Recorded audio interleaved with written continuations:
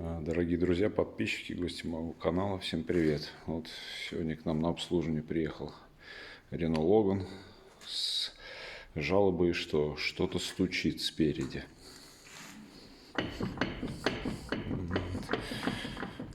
Что-то стучит, да.